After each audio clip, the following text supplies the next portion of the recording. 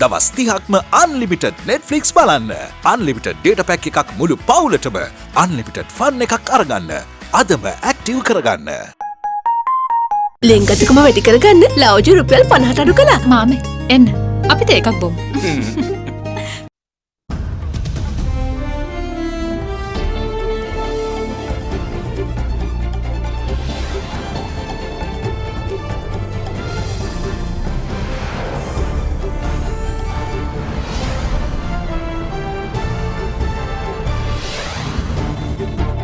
Tonight, a bigger game afoot. State Minister tells the Easter Commission that Zahran was a pawn used by a foreign mastermind behind the Easter attacks. Justice debated. TNA MP says Sri Lanka's judicial system politically compromised. People have struggled for justice for decades on end. It is due to the fact that there is political interference. As Parliament heats up over the Tamil homeland issue again. The ancient remains are from the time of the Tamil Buddhists, long before the Sinhala language was born. The honourable member is distorting the well-established fact in the history. Missing millions. Committee on Public Enterprises raises serious questions over ICTA expenditure on failed e-government projects. 70 years young, the Sri Lanka Navy celebrates 70 years of guarding the country's maritime borders with a public showcase of its naval power. All this and much more coming up on this Wednesday, the 9th of December 2020. Nava sunlight sakura. Then Dikukal pavathina sakura mal suandin. From AdaDerana, this is AdaDerana First at 9. Live from Studio 24 in Colombo.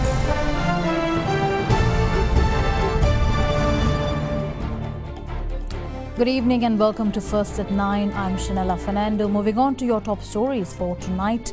State Minister Dayasiri Jayasekara told the Easter Commission today that investigations should centre on unmasking the real hidden hand behind the Easter attacks. The State Minister also told the Commission that he believed that Zahran Hashim was simply a pawn in a much bigger game planned out by a foreign force to change the country's leadership. State Minister Dayasiri Jayasekara appeared before the Presidential Commission of Inquiry investigating the Easter Sunday attacks yesterday. At the outset, the Commission Chairman asked the State Minister, what place did the government of which you were a minister give the subject of national security? The State Minister replied, there were many within our ranks, including the President, who believed national security should be given top priority. However, there were many internal conflicts with other parties in the government. As a result, national security was weakened to some extent. After the Easter attacks, we wanted to bring in a set of policies called One Country, One Law. However, we were unsuccessful because of certain Muslim politicians and powerful parties in the government at the time. Following this, the appeals court judge on the commission asked the State Minister, you had stated after the attacks that the bombers avoided attacking the Taj Samudra Hotel because of a special group staying there at the time.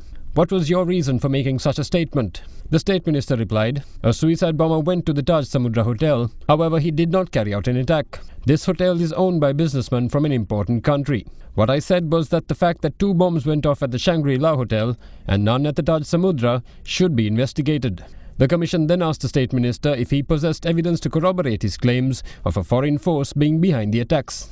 To this, the State Minister replied, Zahran was not a separatist. No leader of a terror group would kill himself in a suicide bombing.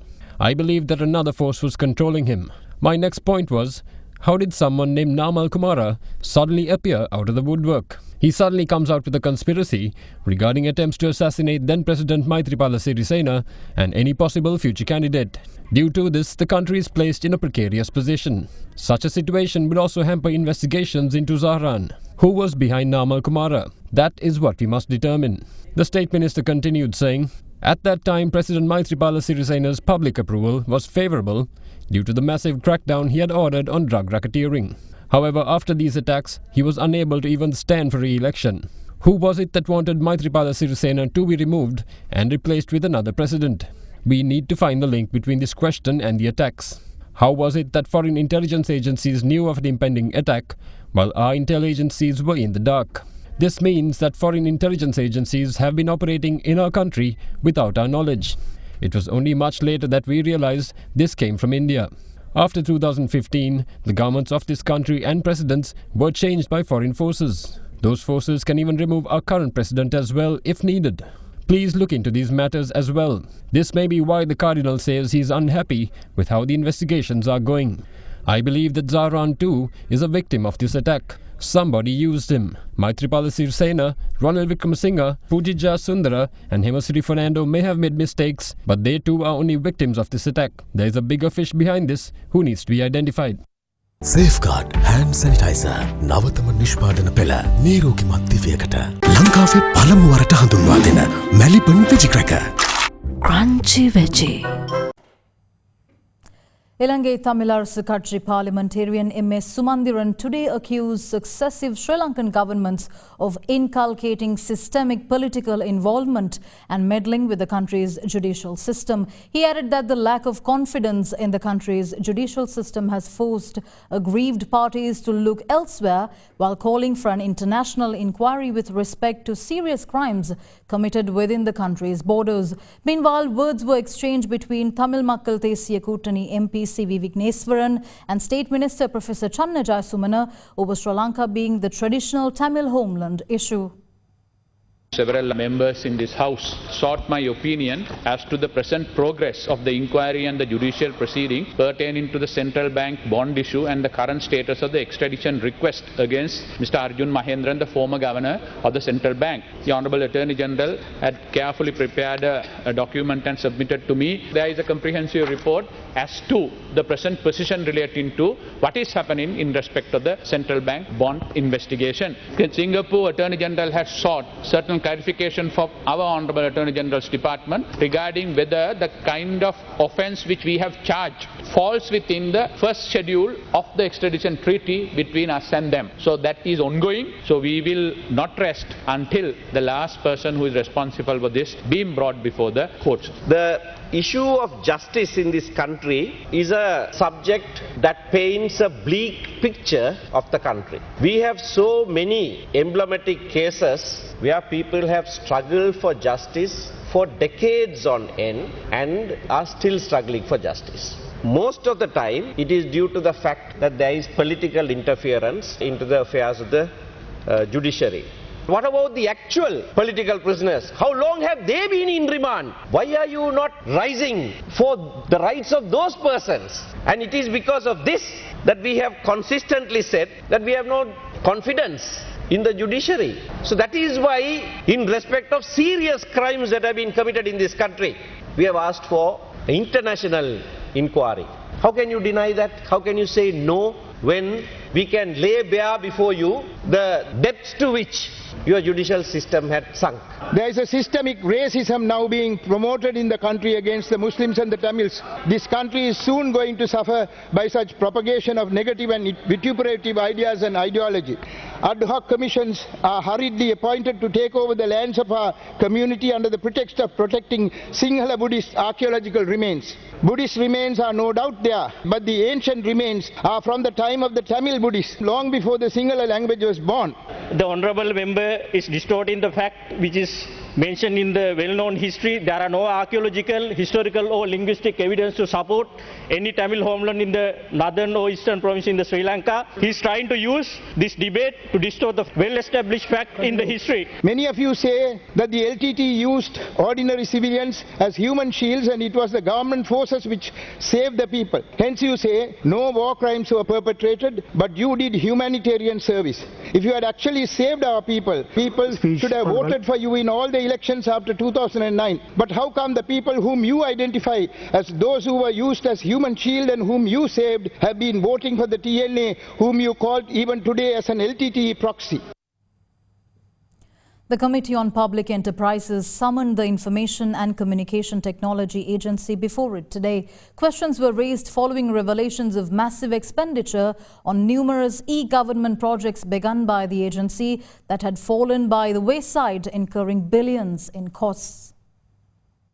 රාජ්‍ය සේවය digital කරණය කිරීමට අදාළව ශ්‍රීමා සහිත ශ්‍රී ලංකා තොරතුරු සහ sannivedana තාක්ෂණ නියෝජිත ආයතනයේ ඉටු කර ඇති කාර්යභාරය පිළිබඳ මේකේ දැන් failure of projects තමයි තියෙන්නේ ඔක්කොම e-governance failure, e-pension project failure, e-local government failure, e-samruddhi failure. total project එකේ මේක බිලියන ගානක loss එකක් මේක ඇතුලේ තියෙනවා. 15,000 million ගිහින් තියෙනවා 2016. ඒක අර balloon Google බැලුන් ව්‍යාපාරය ඒකට වියදම කොච්චරද? Google loan project එකට සභාපතිතුමනි මිලියන 1.8 එකක් මේ ව්‍යාපෘතියේ සභාපතිතුමනි NPD approval එකකට ගිහිල්ලා නැහැ. අපි මේක බලනකොට තිබ්බ තොරතුරු අනුව මේක පරීක්ෂණයක් හැටියට කරනවා කියලා තමයි ඉදිරියට ගිහිල්ලා තියෙන්නේ. ඒකට මේකට අවශ්‍ය සංඛ්‍යාත ලබා දෙන්නට බෑ කියලා. මොකද ඉල්ලලා තියෙන සංඛ්‍යාත මේවට අදාළ සංඛ්‍යාත නෙමෙයි කියලා TRC එකෙන් දැනුම් දීලා තියෙනවා ITU එකට කතා කරලා. ඊට පස්සේ ප්‍රොජෙක්ට් පරීක්ෂණය එතනින් නවත්තලා තියෙනවා. ඉතින් ප්‍රොජෙක්ට් එකත් එතනින් නැවතුනහම වෙන මුදලක් වැය වෙලා නැද්ද?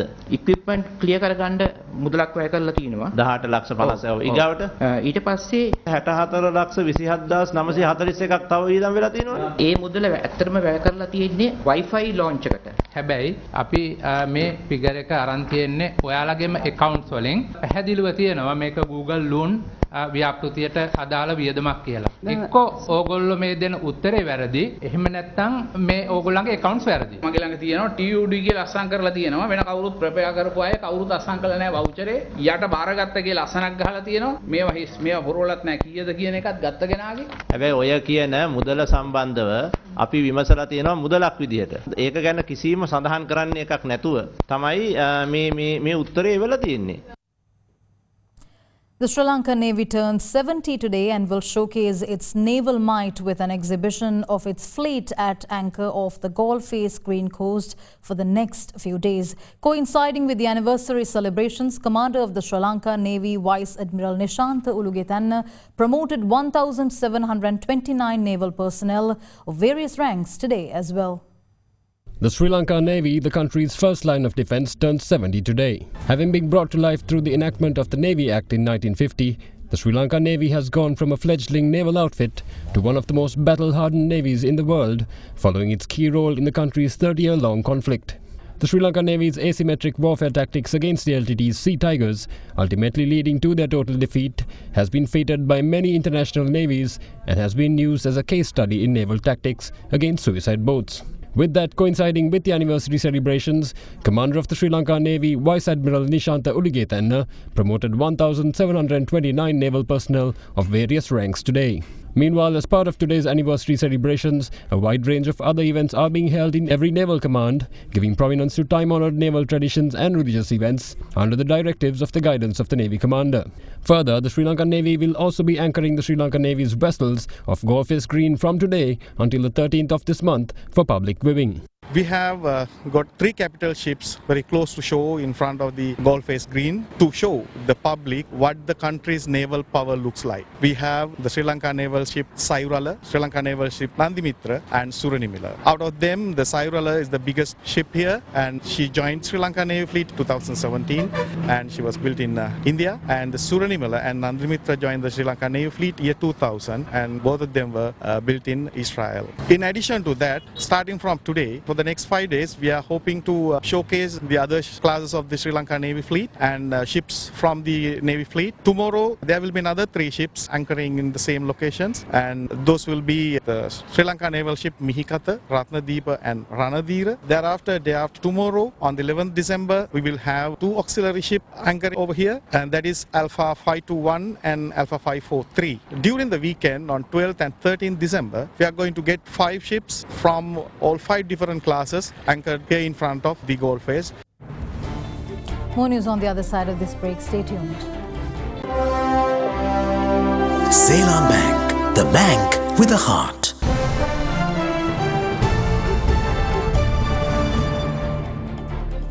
Welcome back in more news. The Attorney General has given the green light for the cremation of the remains of COVID-19 deceased that are yet to be claimed by family members. In the meantime, Chief Epidemiologist of the Epidemiology Unit, Dr. Sudat Samaravira, reassured the public to not be wary of seeking hospital treatment, as all necessary precautions have been taken to protect patients from contracting the virus. During the course of yesterday, 798 COVID-19 infections were detected in the country, out of which 526 were reported from current virus hotspot Colombo. In addition, 97 cases were reported from Gampaha, 53 from Kalutara, 44 from Ampara, 40 from Kandy and 15 from Ratnapura yesterday. Another 11 infections were reported from Kurunagala, 6 from Nuwara Eliya, 3 from Galle and a single infection each from Kegol and Matale. In the meantime, a decision has been taken to impose travel restrictions in Mahayava in Kandy following the identification of 28 positive COVID-19 cases. On this, Kandy Municipal Commissioner Amila Navaratna stated that the move has been taken to prevent any possibility of community spread within the Kandy Municipal Council limits. Meanwhile, Chief Epidemiologist Dr. Sudha Samarira stated that people should not be wary of seeking hospital treatment as all necessary precautions have been taken to protect patients from contracting the virus. Necessary precautions have been taken not to spread disease within hospitals, so because of that people should not get afraid of coming to the hospital. If somebody is having some illness and if there are some early signs and if some ill or sick person is having change in the symptoms and signs, those people should immediately seek medical treatment. Or they can call 1999 call center of the Health Promotion Bureau and get an advice what to do in this type of situation. We request all the people that they should come if there is some illness or some change in their health condition as soon as possible to hospital. Then we can avoid any complications as well as deaths. In another development, the Attorney General has stated that the remains of COVID-19 victims that are unclaimed by family members can be cremated under current quarantine regulations.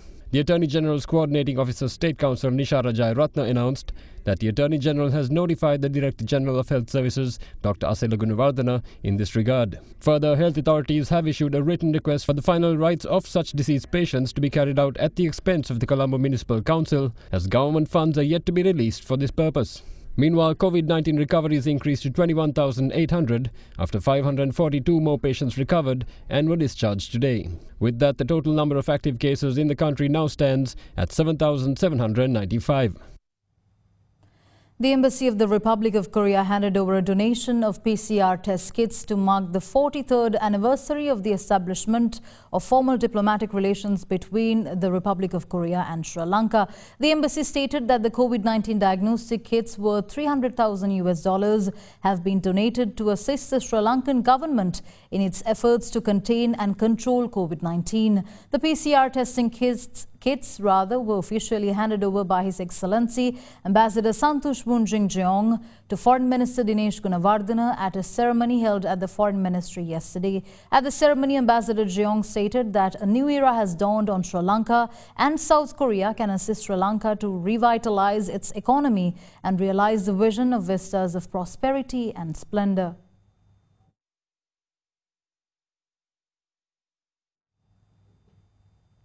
Issuing a statement on the occasion of International Anti-Corruption Day today, President Gotabaya Rajapaksa stated that the best weapon to defeat corruption is people's intolerance. The head of state pointed out that it is the exact reason why Vistas of Prosperity and Splendor has given significance to empowering the people in the fight against corruption. The president emphasized that eradicating corruption and wastage will therefore be considered the utmost responsibility of his government.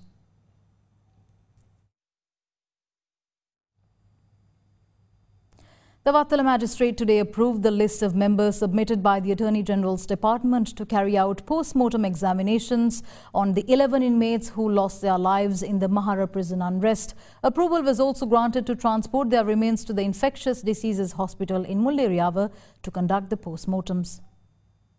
The case pertaining to the Mahara prison unrest was taken up before the Vattala Magistrate Court today. Presented in court today was a list of appointees to the committee recommended by the Attorney General's Department to conduct post-mortem examinations on inmates killed during the riot at the prison. State Counsel Nishara Jayaratna told court that the panel would comprise of Colombo North Teaching Hospital Chief Judicial Medical Officer Dr. Sandun Vijayawardena, Judicial Medical Officer of the Infectious Diseases Hospital in Mullairiyava, Dr. S.D.C. Pereira, and Chief Judicial Medical Officer of the Colombo South Teaching Hospital, Dr. P.P. Dasanayaka. In addition, Professor Jean Pereira of the Medical Faculty of the University of Colombo has also been added to the committee in response to requests from aggrieved parties calling for a university professor to be included. Further, firearms specialist and deputy government analyst P.G. Madhavala has been also included. The Vattala magistrate subsequently approved the list of committee members. The magistrate also approved a submission made by State Counsel Jayaratna to reconduct postmortems on 4 of the deceased. Approval was also granted to the State Council's request to allow a separate confidential report to be called from the committee's firearms expert.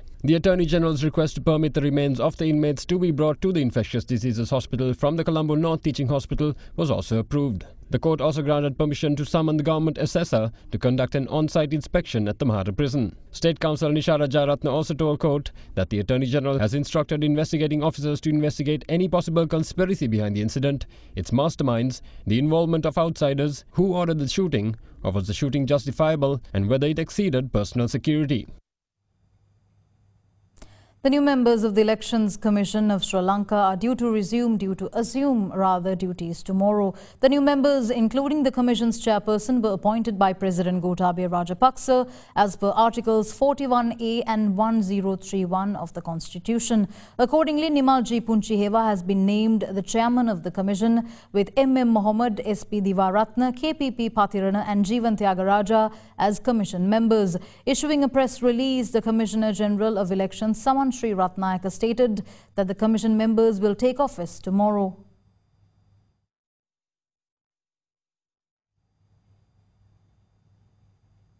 Meanwhile, the lawyers of former director of the Criminal Investigation Department, Shani Abhisekara, have filed a fundamental rights petition challenging his arrest. The former CID head was arrested on charges of fabricating evidence pertaining to concealing of evidence in a weapons case involving former DIG Vasco Navardhana.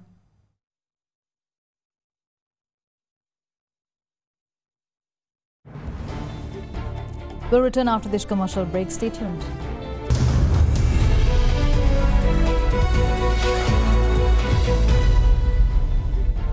Welcome back in your business news. Sanjay Mohotala assumed duties today as the 21st chairman of the Board of Investment, the apex investment promotion agency of the government of Sri Lanka.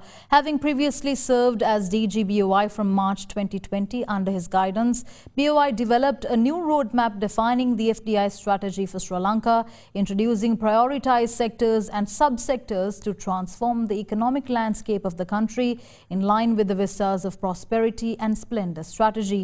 Prior to joining the BOI, Mohotala was managing director and partner at Boston Consulting Group with experience in the Indo-Pacific, the EU and US regions. A Fulbright scholar, he received his MBA from the UCLA Anderson School of Management and holds a BSc in Electronics and Telecommunication Engineering from the University of Moratuwa, Sri Lanka.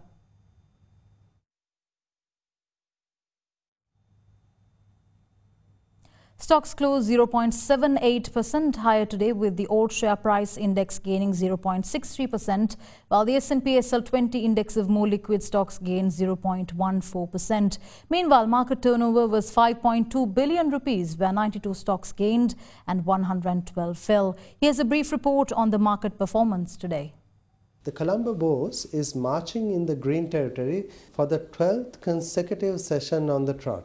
So we are seeing a significant amount of buying interest coming into the market, taking the Bourse continuously upwards as the index also crossed 6,500 yesterday. And today again we've managed to see that the index has crossed 6,600 as well. With the 40-point increase today, the Bourse has closed at 6,605 points, while the S&P SL20 index was of course stagnant during the day. We saw a significant amount of buying interest in the blue chip counters at the start of the day. However, again there was a bit of profit taking coming back into the market, where a lot of profit taking was seen mostly in the banking sector counters and some of the capital goods counters as well. We saw turnover also exceeding 5 billion mark today to register close to 5.3 billion.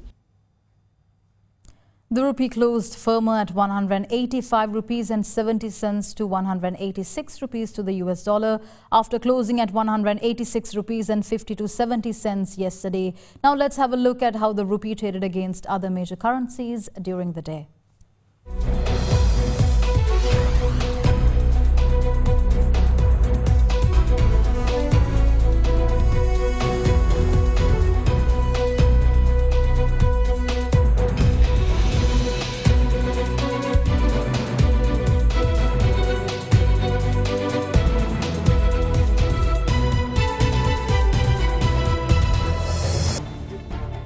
With that, we wrap up tonight's edition of First at 9. Thank you for joining. I'm Shanella Fernando. Have a good night.